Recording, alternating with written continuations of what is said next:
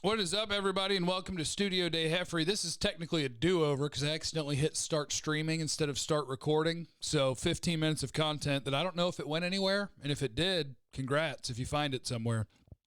But so stupid, I had to do it over. But let's talk about the Cowboys draft. Obviously, we are 2 days away from the NFL draft, and our first topic in our mailbag is going to come courtesy of the Sean Lee retirement. The general has retired, and he'd have been a Hall of Famer, by the way, if his body would have allowed it. His body just would not allow it. I love Sean Lee. What a monster. So the natural first question is, with Sean Lee retiring, does that change your draft strategy at all? This is from Adrian. And my answer is no, not really. Now, Sean Lee last year, you know, when you played with three linebackers, a lot of times he was the third linebacker. So let's see how different what Dan Quinn wants to do is going to look. And I would say to keep in mind a certain type of linebacker. Now, they could draft any sort of linebacker because they've got a decision to make on Leighton Vander Esch's fifth-year option on if they want to pay him over $9 million for the 2022 season. And they have to make that decision in like 2 weeks. And they have to make a decision of, do they like Jalen Smith enough for the amount of money that he makes to keep him around on the team? So linebacker is somewhat of a priority in this draft, but the Sean Lee retirement to me doesn't change that strategy. I do enjoy when we keep hearing Stephen Jones and people associated with the team talk about the SAM, the strong side linebacker, / DPR, designated pass rusher. And when they say words like that, I will tell you, that's why I think this team is being tied so much to Tulsa's Jevon Collins. Because Tulsa's Jevon Collins is a guy that plays off-the-ball linebacker. But in my notes, I'm watching a 6'4", 260-pound guy. And when he rushed the passer, I'm like, man, that's the most intriguing thing he does. He can rush the passer. And so a guy like him, and hey, at 10, depending on what happens, maybe throw Micah Parsons in that conversation. I don't want to. I'm just trying to be a journalist here. But I think that's why a guy like Jevon Collins is being tied to this team, because you're like, oh, we could play Sam, but the Sam linebacker only plays like 20% of the snaps a game. But if you're also going to use that spot as a pass rusher on later downs, then now we're playing more snaps, and now we could be interested. Now, I'm hesitant about that game and about talking about guys like Jevon Collins because I believe he is going to be drafted in the teens to late 20s to maybe early 30s, and I don't want to play the trade-up game. That's not for me. I don't believe in the trade-up game unless you are going up to grab a guy at the very end of a tier of player, right? Like the wide receivers in this class. Jalen Waddle, Devontae Smith, Jamar Chase. That's the top tier of player. If you have a tier that is about to drop off and you want to go target a player, that's fine. Because teams and evaluators have done a good job of evaluating said tiers. They've done a really bad job of evaluating players inside of tiers. Like if you've got a bunch of dudes that are going to be picked within 15 or 20 picks of each other, and you're like, I got to go up because I got to get that one. Well, historically, over the last 15 years, it's literally a coin flip. If you're picking the better player than the next guy who's going to get picked by just sitting there. So you got to be careful about loving players too much and believe in your ability to just pick the best ones when your picks do come up. Your roster right now at linebacker, you've got Jalen and Vander Esch. You've got Keanu Neal. You've got Francis Bernard, Luke Gifford, and Azur Kamara. So you have 6 guys on the roster, 5 that could actually make the team. I do think linebacker's in need, though, because I think this team needs to be preparing to move on from both of their starting linebackers. Alex says, I get your captain trade down thought, more darts to throw at the board, but why not go with quality over quantity? That goes right back to what I was just saying. Like if you're trading up a bunch and you're like, I want to go get 6 guys because they're the 6 guys I really want. Well, you're still going to be wrong on some of them. That's what's going to happen. And so you're feeling like you're picking better players, but it doesn't mean you're actually going to pick better players. Now, picking early is better than picking later. You would rather have the selection of all the players, obviously, because you have an opportunity to pick people that the people later don't. But just going off of how this actually goes, don't bet too much on your ability to identify better players definitively. If the Cowboys use all 10 of their picks, then yeah, maybe 5 of them are going to make the team, maybe 6. If they only use 6 picks and they go up and get higher quality players, I got news for you. All 6 ain't making this team. You're not going to hit 100%. That's why it's better to have more darts. You want to have more darts. Josh, let me throw something at you I'd love for you to answer. What if the Cowboys lost the last few games and we're at the number 4 spot? What would you do there? Trade down, baby. Captain Trade Down doesn't play around. Captain Trade Down tries to get a whole bunch of picks and find a whole bunch of good players. The NFL is so much about how much your incredibly young and cheap players can contribute to winning. So I want to get lots of them. But I also want to find stars. So at 4, I would also consider standing still and picking Kyle Pitts.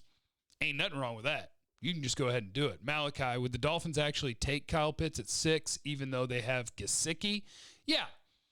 I don't think Mike Gesicki stops you from picking Kyle Pitts because they can play together, plus Kyle Pitts will be a better player. They could do that, and everything I've seen about Miami ties them to a pass catcher. So there's that. With Sean Lee retiring, who's the best fit for the Cowboys to replace him? Again, I'm not that worried about replacing him. You have people on the roster, but if you can find a linebacker to prepare to replace perhaps Van Der Esch and Jalen Smith, keep an eye on that. I think Van Der Esch's future with the Cowboys is going to be decided this Friday because you have your pick on Thursday, and on Friday you have 3 picks, a 2 and 2 3s. If a linebacker goes with one of your first 4 picks, then I think they're paving the way to not pick up Leighton Van Der Esch's 5th-year option. And not because he can't be a good player, but because hurt guys stay hurt. And that's tough. I mean, we just saw it. Sean Lee retiring. He should have been a Hall of Famer. Didn't happen. His body wasn't having it. Leighton Van Der Esch appears to be one of those guys. Michael says, hey, Heffrey, perhaps it's been asked, but any talk of Cowboys being linked to Jevon Holland? And Jason Wigley says, does Jevon Holland make it to 75? Like to see edge at 44. Jevon Holland is an Oregon free safety. He lined up as their slot corner this year. He had played free safety before, but he plays like a free safety. You watch the instincts, the ball skills, ability to catch point. He's a good player. He's interesting. I have him as a 2nd to 3rd round safety. The Cowboys, I will say this. There's nothing officially linking them to Jevon Holland that I've seen, but there's scuttlebutt. So, like, the Landry Hat quoted me yesterday on their work that they're doing on Elijah Molden. So if you quote me today, Landry Hat, which shout out to the Landry Hat, you'll have to use the word scuttlebutt. There is scuttlebutt connecting the Cowboys to Jevon Holland because the Cowboys are in the market for a free safety. And Jevon Holland is one of the, 2 or 3 best free safety prospects in this draft. So, yeah, they're doing work on safeties. They show are. Romo is the GOAT, says, knowing you're high on TCU's Washington, do you think he could be a productive day 1 starter if needed? Yes, I do. All 5'7" 3/4 of him. I'm betting on an outlier with Ardarius Washington, and I know that. And that's okay because I think instincts at the safety position are so important. Because on a lot of plays, you don't have a direct opponent. Like, you're not playing man coverage on a guy, which, by the way, he can do in a heartbeat. He can cover your slot receiver, and that dude ain't getting open. But instincts are incredibly important at the safety position, and Ardarius Washington has the best ones. Dean, Jeff, you're the best, so I know you'll address my question. That's a good strategy to get me to answer your question. Can you break down all the good and all the bad of Jaycee Horn's game? Yeah, Jaycee Horn, he's grabby. He's not as good in off coverage as he is in press because of the grabbiness, and that's why he drew 5 penalties last season. But he is athletic enough, and he plays with the temperament you want, and he's physical enough. Like, all of the physical things are absolutely there. You just got to get him to chill out a little bit with the grabbiness because he doesn't have to do that. That's it. Like, he's not a technically sound tackler all the time, but he's certainly willing, and he will deliver monster hits. Jaycee Horn is grabby, not as comfortable in off coverage as he is in press, and those are his 2 negatives. But I'm not worried about either one because just stop. He's good enough. He doesn't have to. He's going to be good. He's going to be awesome. He's working with Jalen Ramsey, which is great. Joseph, can you talk about the consistent injury / problem child draft philosophy the Cowboys have in the 2nd round? Sean Lee, Randy Gregory, Jalen Smith, LVE. Sean Lee was a hit. And Randy Gregory is becoming a hit. Jalen Smith got a second contract. LVE was a first-round pick, not a second. But I understand your point, and I think they've moved away from it too. Tristan Hill was a guy that Rod Marinelli wanted to pick. Cheeto was not a hurt guy or a character question guy. Trevon Diggs was not a hurt guy or a character question guy. I do think they've kind of moved past that, but it's the right idea. It's just a question of when do you do it. There is a talent level that dictates that I'll overlook other things for the chance of hitting a home run here. It's just a matter of when. Kelvin Joseph of Kentucky is this year's guy, or Caleb Farley, or Jalen Phillips, insert injured guy. I've heard Aziz Ojulari might have something with a knee. All of those, it's just a matter of when. Kelvin Joseph, Kentucky corner, had 2 coaching staffs that didn't like him, but he's a really good cornerback. So is he uncoachable? Is he a bad dude? Don't know.